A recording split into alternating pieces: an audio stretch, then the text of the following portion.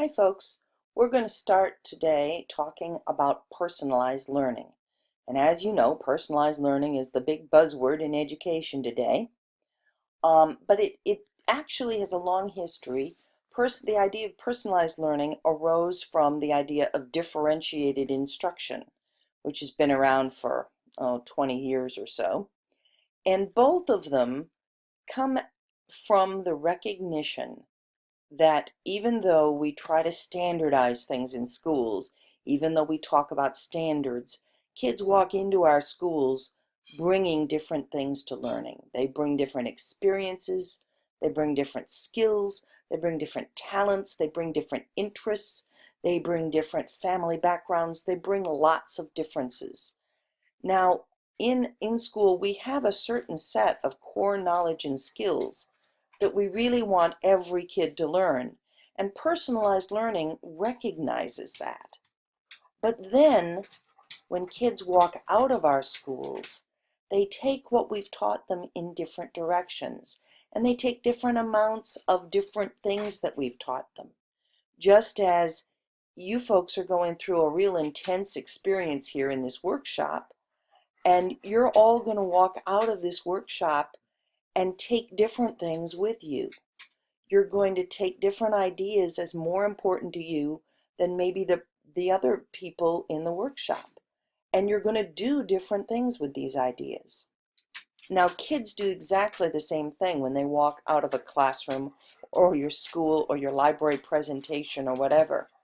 They are not given as much freedom to do it, and maybe it's not recognized, but they walk away and they go and they do different stuff with what they've learned.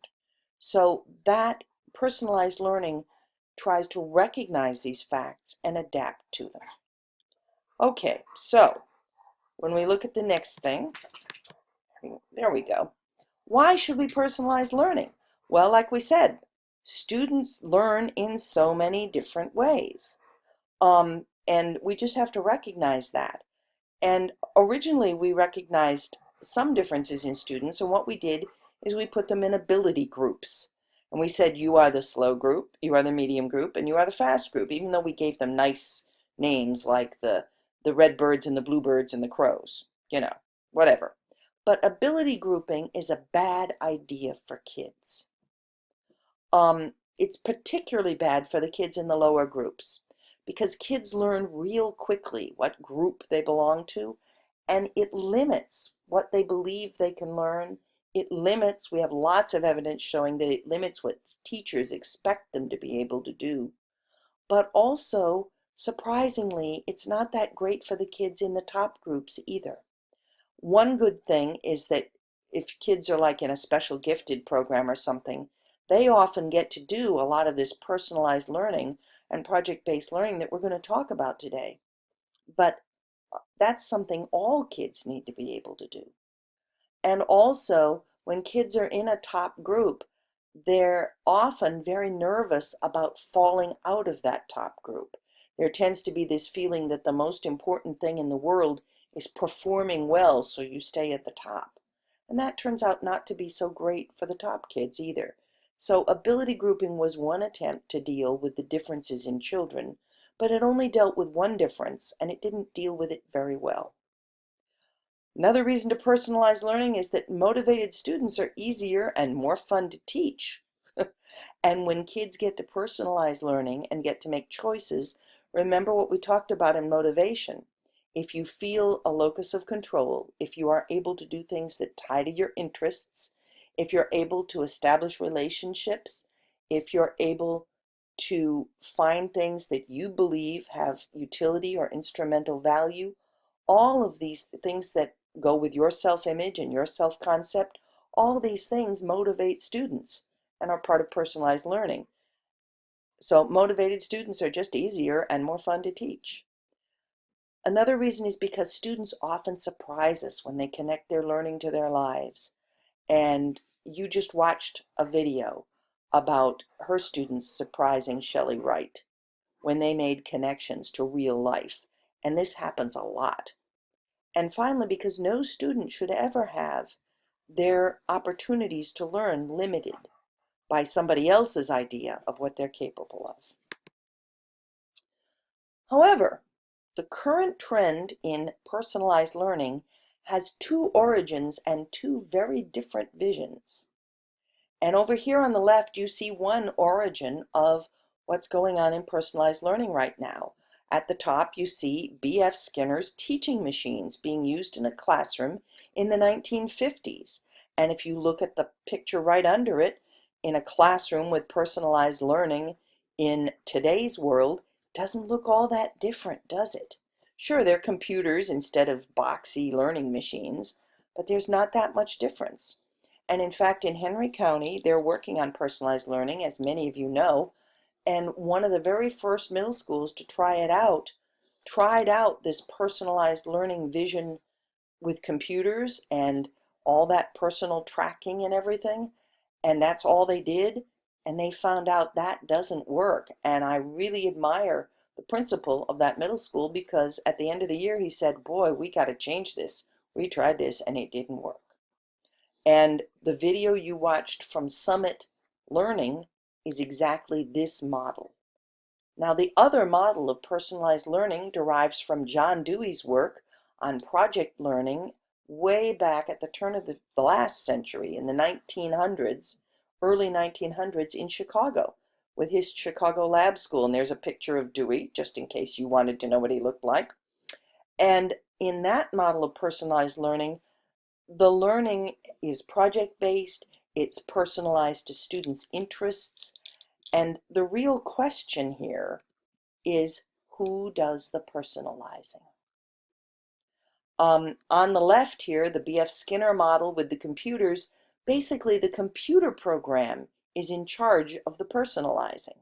But on the right here, the kids and the teacher, as an educational expert, are in charge of the personalizing.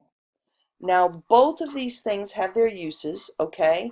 If you've got to learn times tables or mathematics sometimes, or things like that, the individualized pathway on the computer is a pretty good way to learn that stuff.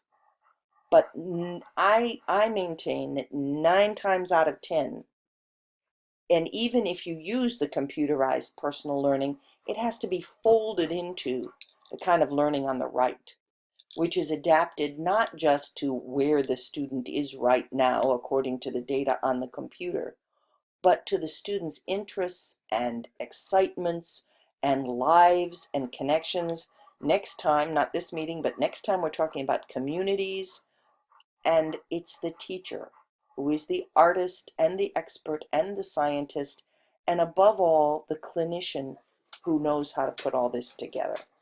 So that's the vision of personalized learning that we're going to talk about here.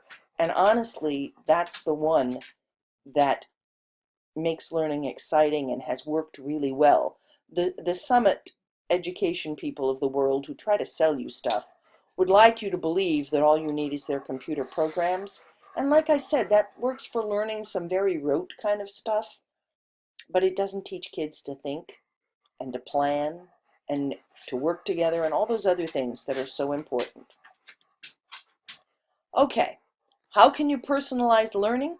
Well, you can use different content, different processes. You can let kids produce different products, but it's really important that you don't personalize it by giving the smart kids more work, because pretty soon they learn not to look like smart kids. Or you don't change basic learning goals. You don't decide, well, the bright kids get to discuss the book, while the kids who are still struggling, they have to work on their word attack. No, everybody needs to discuss the book. Everybody who needs it needs to work on word attack. Okay, you can use students' interests, their learning preferences, their talents, their current skill or knowledge level, and lots of other factors to help you personalize learning. But it's important to use respectful, interesting options for everybody. You don't personalize learning by giving some kids worksheets and other kids an opportunity to develop their own plays, you know?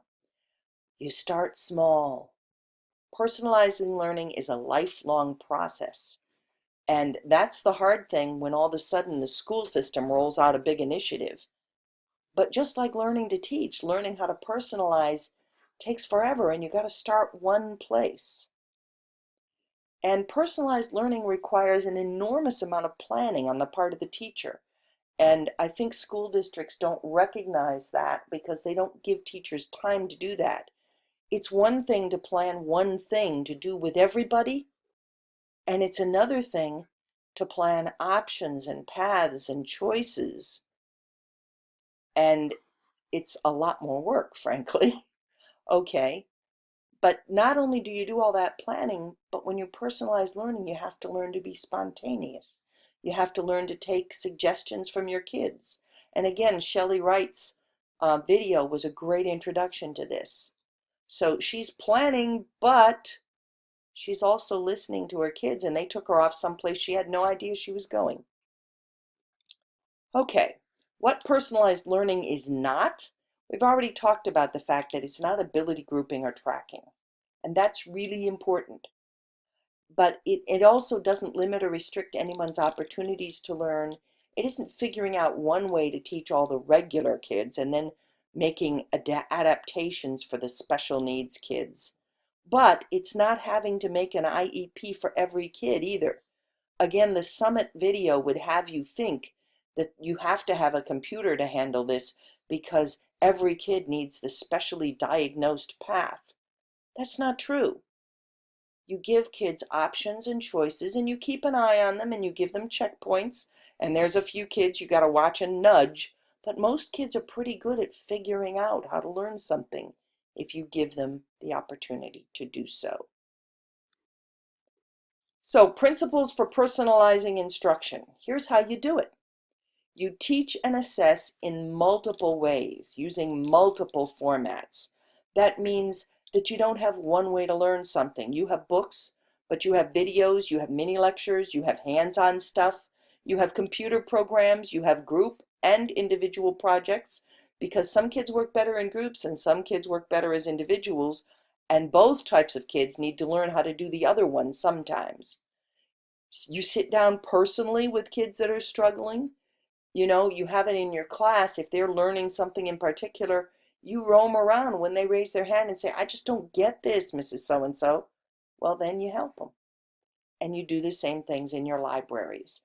You have all those things available in your libraries. In fact, libraries are the things that make it possible for teachers to do this. And that's going to be your job. You offer students lots of structured choices and alternatives. And we've got some examples of exactly how to do that in the optionals, where it talks about examples of personalized learning assignments. So you want to take a look at those if you want to, or share those with your teachers or whatever. It's really important, it's not about walking into a classroom and saying, well, how would you guys like to learn today? Because you're not teaching then, are you? They have no clue. You as the teacher provide the parameters and the structure and the resources, and then you let them fly. And you scaffold the kids that need the help. Scaffolding is something you do when you help kids reach the level they need to get to.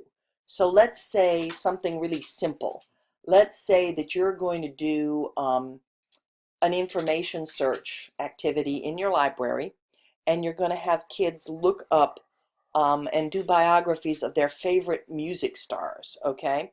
Well, some kids you just need to say that to, and they're off and running. They know how to look, they know how to put things together, they know how to make notes or gather their materials, they know how to search on the internet and recognize what's good and what isn't good. But some kids aren't going to quite know where to start, so you probably will scaffold them with a few sites they could start at that you know are pretty good. And you might give them kind of a format that they could collect some relevant facts so that, they know exactly kind of what they need. And then some kids are going to need a lot of scaffolding.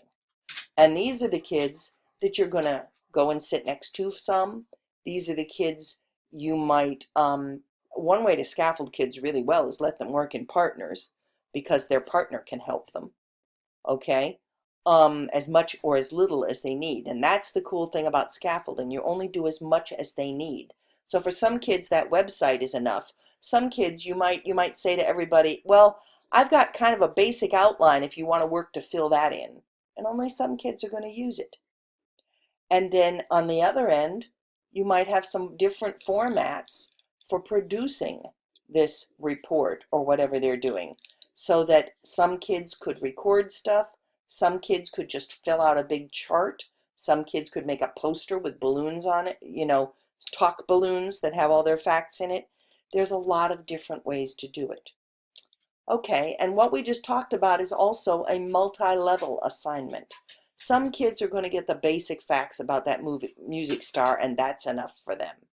Whereas other kids who are really passionate about this singer or songwriter that they are in love with, well, they're going to take it further. They're going to look at more sites. They're going to put together maybe a multimedia presentation. You don't know. Different assignments can be attacked at different levels. An example of multi-level assignments, a real easy one, is what I do with you guys. Here, I give you some basic stuff I really want you all to watch or read, but then there's a bazillion options where you can go deeper or not. And the deeper depends partly on your interest, okay?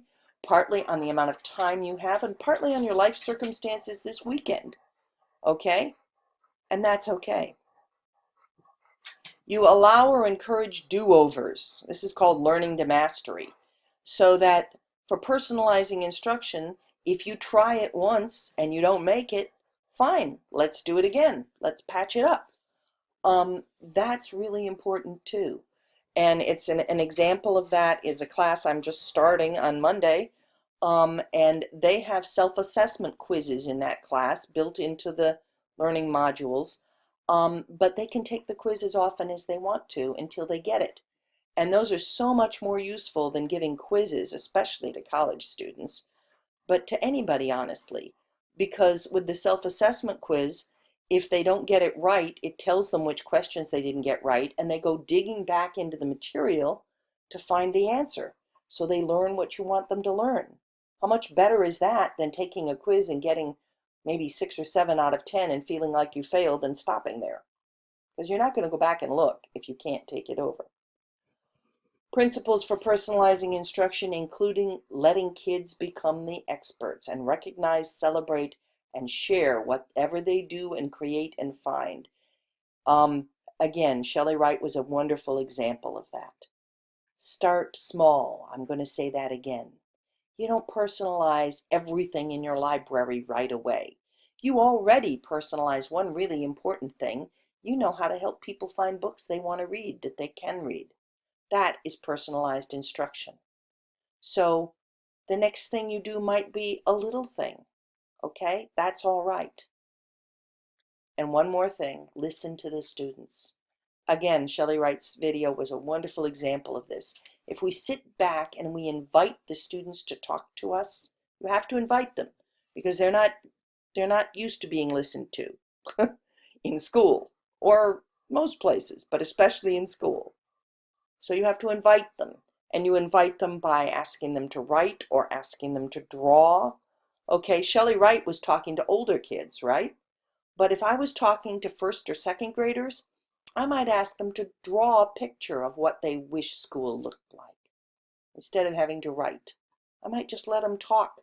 In both cases, you're going to let them talk about what they wrote and what they drew because they'll get ideas from each other. So that's how we listen. Okay, so 5 very simple ways to personalize literacy learning. We've got some examples for you. You already do the first one, and we've already talked about the first one. And I know it's hard to persuade teachers to do the first one, but let kids pick what they read. That personalizes learning. One thing I've asked you to read is something that walked out of a project from this same workshop 5 years ago. It was done by a teacher named Mrs. Vaughn, Cindy Vaughn, and she was a very traditional second grade teacher, beginning teacher. It was only her second year. She didn't want to go too far, and so she said, well, all my kids have to learn the second grade sight words, but I'm going to let them choose which 5 words they want to learn every week. That was her big personalization. But then when she got her class, she realized some of the kids didn't even know the kindergarten sight words. So she had to go back and start back there with some of them. And some of the kids, and anyway, that small thing, and then she let them add a word that they wanted to learn every week, a personal word, a mysterious, wonderful word. And that small thing made a huge difference in her kids' motivation and their achievement, such that even though she started with about half her class who didn't even know all the first grade words, all but just a few, I think. You can read it. I can't remember the data. But all but just a few of her kids learned all the second grade words, and half of them learned some of the third grade, about half of the third grade words too. So, and her kids were scored higher on the sight word testing than anybody else in the school. And it was just a small choice. A small choice. Pick the 5 you want to learn. So I gave you 1 page on that. In the rest of the optionals, there's an assignment menu for the short story, Gift of the Magi. An assignment menu is a nice way to personalize things, to give kids some choice. There's a tic-tac-toe board for a novel study. Some of you have probably seen these. So that's another way to give kids some choices. And Ruddle and Shearer talk about teaching vocabulary, allowing, it should say vocabulary self-selection. Obviously my autocorrect is messed up here. Sorry about that. But they did a study where we know, I want to talk just for a second about vocabulary learning here. We know that teaching kids vocabulary the way we traditionally do that is not very useful. When you give kids 10 vocabulary words and you ask them to write 3 sentences, write the word 3 times and write a sentence for each word, we know, we have a lot of evidence, they don't learn much vocabulary that way. The only kids who learn anything are the ones who already knew like 8 or 9 of the words on your list, and then they'll pick up that 10th word or that 9th and 10th word because it's not much for them. And they kind of like words anyway. But the kids who don't know any of those words, they're not going to know any of those. They may pass your quiz, but they're not going to know any of those words in 3 weeks. Just not happening. Okay, so Ruddle and Shearer, and Ruddle is one of the big reading researcher people, did an experiment where they let kids find their own vocabulary to learn. And they found the vocabulary in their textbooks, they found it in their newspapers, they found it in their books that they were reading, they found it in life, and they let kids figure out what they wanted to learn and put together class lists.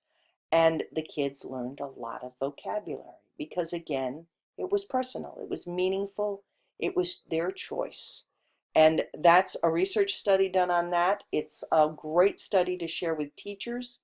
It's a good way to start with personalized learning. So you've got that in your optionals too. Okay, but personalizing with projects is one of the very best ways to personalize learning. And projects can be anything. All these pictures here, you see kids who are making their own books, kids who are making paper sculptures. There's a girl performing a poetry slam, a poetry rap actually. There's somebody designing something on a tablet, somebody building something with straws or wood. We've got people raising baby chicks and cooking and doing computer coding and doing ecology work out in the woods and designing robots. And your friend and mine, the old-fashioned diorama, sure enough, is a project.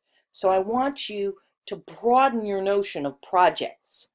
Projects can be so many things. We use project-based learning because in project-based learning, kids have to process what they're learning instead of just passively memorizing it. And things that you passively memorize, first of all, you tend to forget. But even if you don't forget it, you don't use it in your life. So what's the point of having kids memorize a whole bunch of math facts and math equations if when they're faced with having to calculate the area of carpeting they need to buy when they're grown-ups, they don't use what they learned about area formulas. And I can tell you about 90% of grown-ups or more don't. That's why they let the carpeting company calculate how much carpeting they need, and the carpeting company usually steals you blind. I know because I've done it after they did it, and I saved myself a lot of money. So we want people to be able to use what we're teaching them. There's no point in it otherwise. Project-based learning makes sure that they process what they're learning. They learn it as opposed to just memorizing it. In project-based learning, they learn to collaborate and consult because most projects require the use of outside experts, and most projects are group projects. They see other people's talents in those groups. You know, as Shelley Wright talked about, the kid who went and got all the prizes for their raffle was a kid who never talked in class. And they find and they develop their own talents. They try new things. They get put in new roles. They have to problem solve. Projects always lead to problems. They're never smooth. Your projects, by the way, project-based learning is exactly what you're going to be doing all next year, okay? And you're going to make your plan for your project by the end of the summer. And I can guarantee you, you will have to problem solve. No matter how well you plan, it won't work the way you think it's going to work, and it will fail, and you will try again. And that produces persistence, which is one of the key elements to really becoming a lifelong learner. It's what's become fashionable to call grit nowadays. But if kids don't have a chance to try to solve problems, fail, and try again, then they don't learn that. Kids can adapt their projects to their personal interests. The kid who wants to calculate his math graph using a football field can do that. Kids have a purpose. Projects have a purpose. And I was going to talk about authentic tasks this meeting, but we're pushing it off to next meeting because there was just too much this meeting, and it fits well next meeting, but that's what that's about. Kids learn better when there's some reason. And again, the Shelley Wright video sets you right up for that. Those kids were not engaging in some meaningless project that their teacher had assigned them. They were raising money to help kids that they had met, kids just like them. And look at how much they learned and how much more they did. And I want you to think for a minute about that video, what they learned, because a lot of people would say, well, that's nice, but she didn't cover the curriculum. Well, she did cover the curriculum because they learned to write things, real things. They learned to write letters of appeal. They learned to make speeches. They learned to calculate how much they were bringing in and how much they weren't, and which change jars brought in more. They learned to write ads for the radio. They did all kinds of research on these schools and these kids and everything like that. So all of those literacy goals that you have for reading and research and writing, those were all happening there. But they were happening because the kids wanted to make something happen, and that's your best kind of project. And when they have a purpose, they learn more than they have to. They go further than they have to, and they achieve amazing things. And that's good for us, and it's good for them, and it's the best kind of learning there is. The very best project-based learning is tied to learning goals. It's not just an extra or a break from real learning. It's not something that you say, well, on Friday afternoon when we're all done, we can do projects. No, you build your learning goals into those projects. It's designed for multiple levels of engagement and expertise, so that people who are really good at stuff can do stuff, and people who are just starting can do stuff. And people who are gung-ho on this particular project can roll with it, and people who maybe this project isn't their cup of tea, they can do enough, but it's not as much. So you allow for that. It supports learners with structure and resources and scaffolding. We talked about that. And again, for you, in your projects, I'm going to give you a general structure. I'm flooding you, I know you feel, with resources. And all of those conversations and visits and monthly talks are the scaffolding we're going to be doing. Okay, so we do that. It gives learners choices and allows for their initiative, and it has a purpose beyond just learning. The best project-based learning accomplishes an authentic task, and I promise we'll talk about that more next time.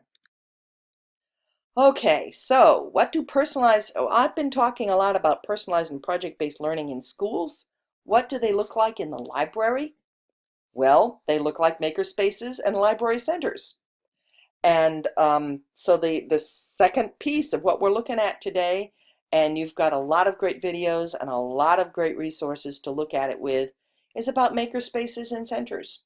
Now, makerspaces look a little huge, and one good way to start with makerspaces is to do library centers and have one of those centers be a very limited makerspace. And as you start, because again, we're going to say start small. See our friend the little mouse, he used to remind you, start small. Okay? And there is an absolutely great resource under the library centers on the makerspace and library centers list of resources, because there were just so many, that talks about how to start very small.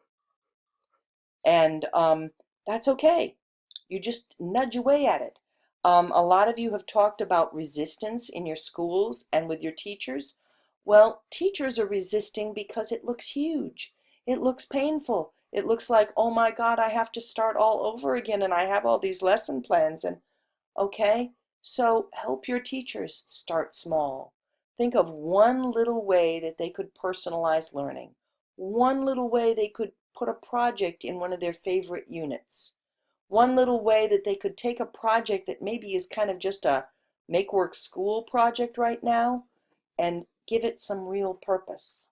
And we're going to talk more about that next time with audiences and other things like that and communities. Okay? So, we've got a whole lot. There's two things you're going to watch about makerspaces. And again, two very different versions of makerspaces. But both of them are really great versions. But one is very techy and one is very not techy. And I really want to point out that makerspaces do not need to be techy, okay? And then there's a whole lot about centers. And some of you are really into centers and some of you aren't interested in centers. And that's fine. And that's why you've got some choices here, a gallon of choices.